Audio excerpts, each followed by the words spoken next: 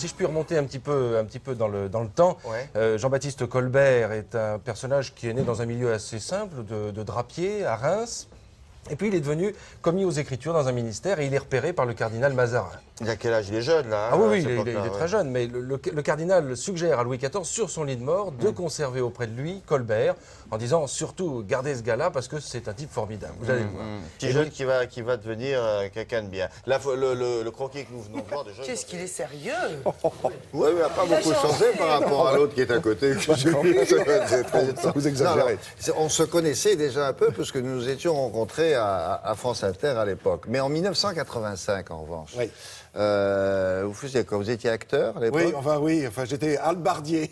Ah, c'est ça. Oui, oui. À la Comédie Française. À la Comédie Française. Mais c'est là où je vous ai vu.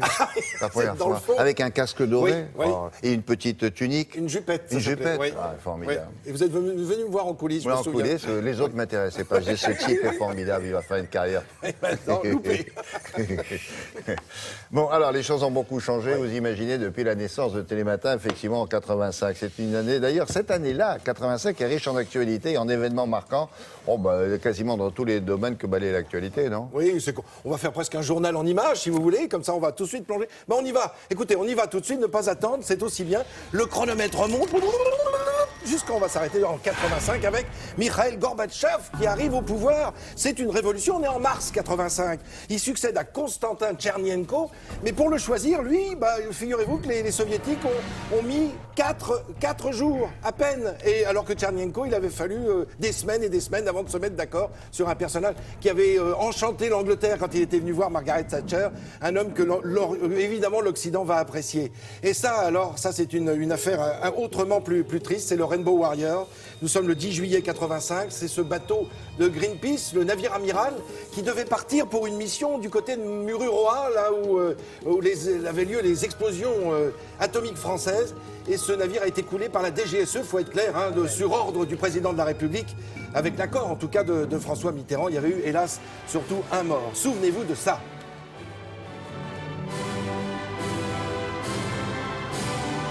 Lady Di, le prince Charles, et surtout Wembley. Bob Geldof. Et Bob Geldof. Et pas le seul, parce qu'ils sont des dizaines d'artistes. Paul Young que l'on voit ici, mais alors, ils sont tous là. Tous les rockers, que ce soit, qu'ils soient anglais ou américains, avec vous voyez, on demande en fait des dons pour l'Éthiopie. Oui, c'est un peu le système Téléthon. Là. Oui, exactement. C'était pour l'Éthiopie et c'était un spectacle absolument grandiose. Assez agréablement surpris, parce que je m'attendais à pire, disons. Quand il n'y aura pas cet emballage, ça sera encore plus joli. Ah, c'est mignon. C'est Christo qui nous recouvre le Pont Neuf à Paris, mais complètement, y compris les luminaires, alors que la lumière peut passer à travers. C'est pas Woody Allen, c'est Christo. Non, c'est Christo, absolument. Alors, 40 000 mètres carrés de tissu, et puis surtout, ça a duré plusieurs jours. Surtout, suivant la lumière du jour, on n'avait pas la même lumière sur le pont. Alors, ça donnait évidemment quelque chose d'assez étonnant. Succès de l'année, ça, William, ça ne vous échappe pas, évidemment. Oui.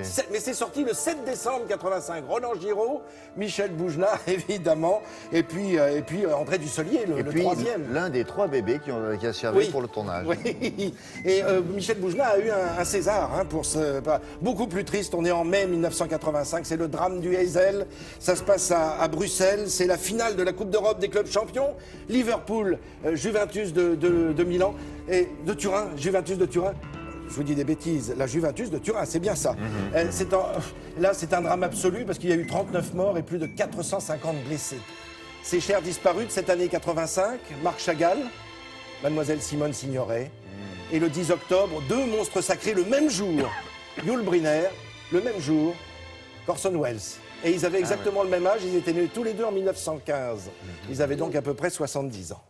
Merci Frédéric, on vous retrouve de temps en temps cette semaine. Bravo Avec plaisir. encore pour votre passage à la Comédie Française, dont ils se souviennent bien sûr. Bien sûr. Les 30 ans de Télématin ou autre, comment ça se passe sur les réseaux sociaux? Il faut demander à Julia du Web.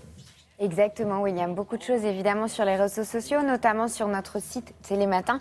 Alors je vous précise quand même que toutes les chroniques qu'on voit, là on n'en voit que quelques secondes, et ben on peut les retrouver dans leur intégralité sur la chaîne YouTube de Télématin, mais aussi sur le site internet sur France 2. Vous avez également la boîte à anecdotes qui est disponible sur la chaîne YouTube. Et puis je voulais très rapidement revenir, William, sur les petites réactions, beaucoup de réactions des téléspectateurs depuis hier, depuis ce week-end et depuis ce matin. Les deux choses qui ressortent énormément de gens nous disent qu'ils sont là depuis le début et qui se prennent un petit coup de vieux, entre guillemets. Beaucoup nous expliquent quelle a été leur première rencontre avec Télématin. Oui. Et alors, il y a une chose, William, qui revient, c'est la nostalgie du canapé. Tout le monde en parle. Tout le monde nous dit que quand même, c'était très très bien, ces fauteuils et ces canapés sur lesquels vous étiez installés.